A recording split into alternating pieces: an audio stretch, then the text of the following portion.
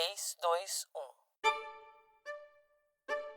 1. Oi, aqui é a Dani Antunes e, conforme prometido, esse é um episódio extra do Texto Casual. É um episódio com a íntegra do depoimento do Gil Santiago sobre a PR-7. Boa escuta. A história do rádio de Ribeirão Preto tem início na década de 20, quando um grupo de cidadãos, comerciantes, profissionais liberais, intelectuais, interessados no estudo da telegrafia e radiotelegrafia, resolveram fundar um clube, o Rádio Clube de Ribeirão Preto. À frente desse grupo estava um comerciante, José Cláudio Lousada, que realizava experiências com transmissões de sinais sonoros. Esse interesse do Lousada por transmissão de rádio o levou a conhecer o professor José da Silva Bueno, em Franca. O Bueno também realizava experiências com transmissões de rádio. E a pedido do Lousada, o Bueno, o professor Bueno, desenhou, construiu e montou um aparelho de rádio para Ribeirão Preto, é o primeiro transmissor da Rádio Clube. E começa aqui essa história da Rádio Clube de Ribeirão Preto. A partir desse primeiro transmissor, as relações do comerciante José Cláudio Lousada e do professor José da Silva Bueno se intensificaram. Bueno aceitou o convite feito por Lousada e construiu um outro transmissor para colocar, aí sim, definitivamente a Rádio Clube no ar. Isso no dia 23 de dezembro de 1924. Entrou no ar a Rádio Clube, a primeira emissora de rádio de Ribeirão Preto, a primeira emissora do interior do estado de São Paulo e do interior do Brasil. A Rádio Clube de Ribeirão Preto foi fundada por José Cláudio Lousada, seu irmão Júlio Lousada e José da Silva Bueno, autorizada pelo Ministério da Aviação e Obras Públicas, com um transmissor de 5 watts de potência, prefixo SKA-K. Em 10 de novembro de 1925, o Ministério da Aviação concedeu autorização para a emissora operar com transmissor de 10 watts, o prefixo PRAI.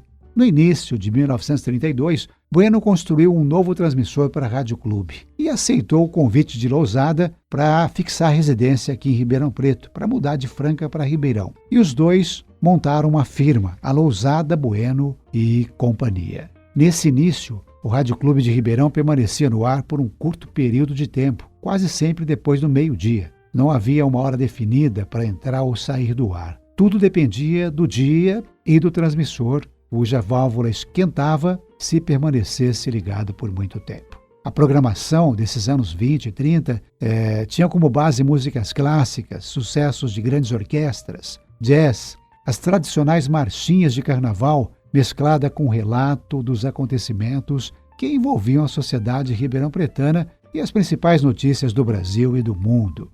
A concessão do prefixo BR-7 só ocorreu em 31 de maio de 1935, através do decreto número 174 do Ministério da Aviação.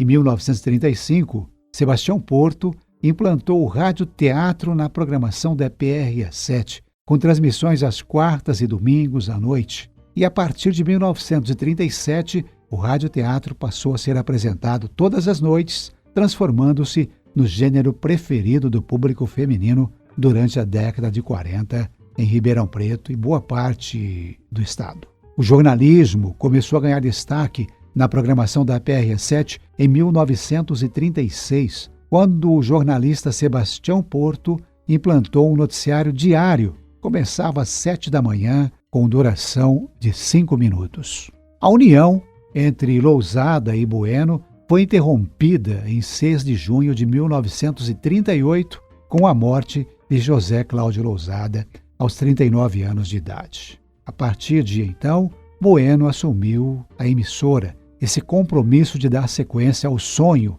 de Lousada. De 1935 a 1940, passaram pelos microfones da PR-7 alguns dos principais cantores e conjuntos musicais do país. Chiquinha Rodrigues, Orlando Silva, Carmen Miranda, Aurora Miranda, Carlos Galhardo, Silvio Caldas, Dicim e Linda Batista, entre outros. Os programas de auditório fizeram sucesso no final dos anos 40, transmitidos ao vivo do auditório da PR-7 na Américo Brasiliense com Amador Bueno. Em 1945, Sebastião Porto e o radialista Fuad Cassis criaram a Rotativa Sonora, o mais influente jornal da história do rádio ribeirão pretano. E a história da PRE7 ganha uma nova página com o Palácio do Rádio. E o que é o Palácio do Rádio? No centenário de Ribeirão Preto, em 26 de fevereiro de 1956, José da Silva Bueno inaugurou o Palácio do Rádio. Um prédio concebido pelo arquiteto Secundino Spínola. Levou 4 anos para ser construído, de 1952 a 1956. E onde fica o Palácio do Rádio? Na Rua Barão do Amazonas, número 35, esquina com a Avenida Francisco Junqueira.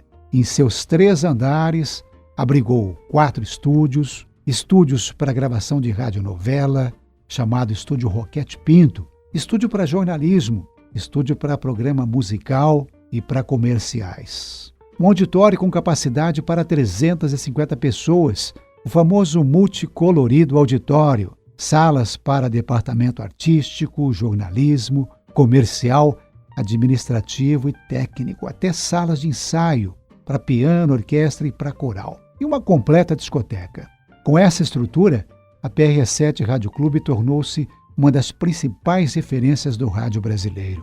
Os estúdios ofereciam todos os recursos necessários para a produção dos textos de radioteatro e radionovelas. Artistas locais foram incorporados ao elenco e treinados, juntamente com novos atores que chegavam à cidade em busca de uma oportunidade no rádio, entre os quais Moacir Franco e Rogério Cardoso.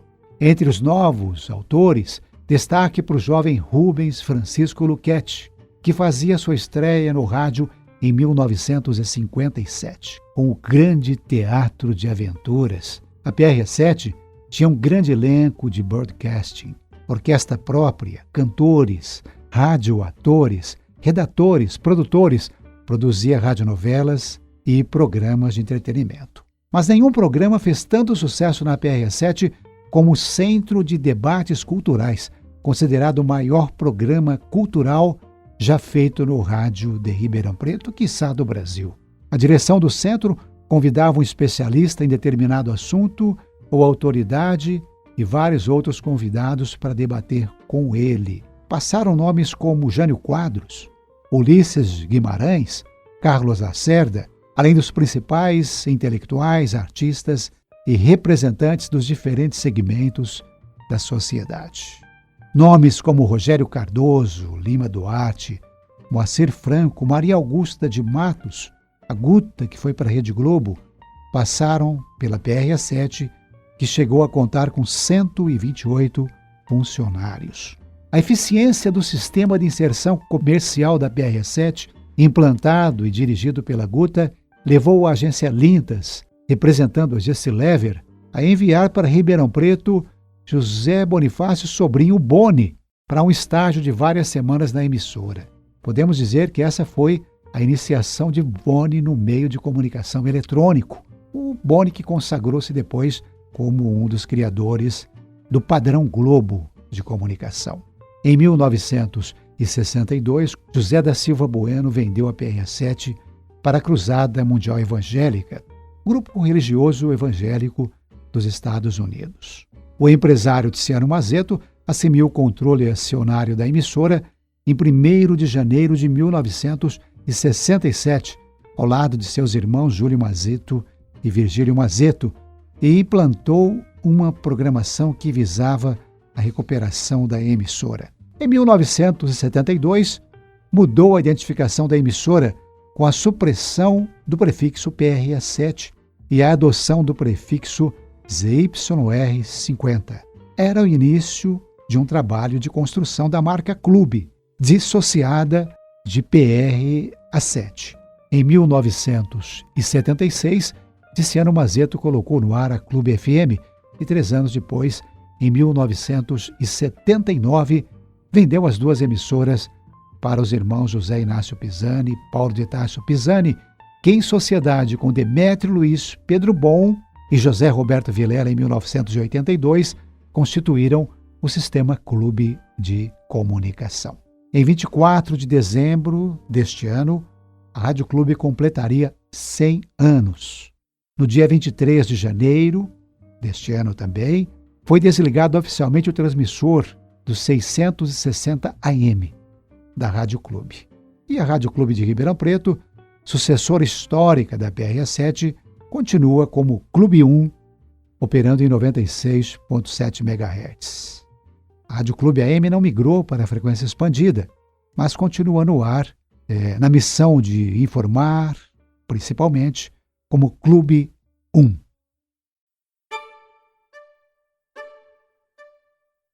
Obrigada por ouvir até aqui. Na segunda-feira que vem, tem um novo episódio aqui no Texto Casual. Aproveita esse tempo e compartilha o canal para os seus amigos e contatos. Até lá!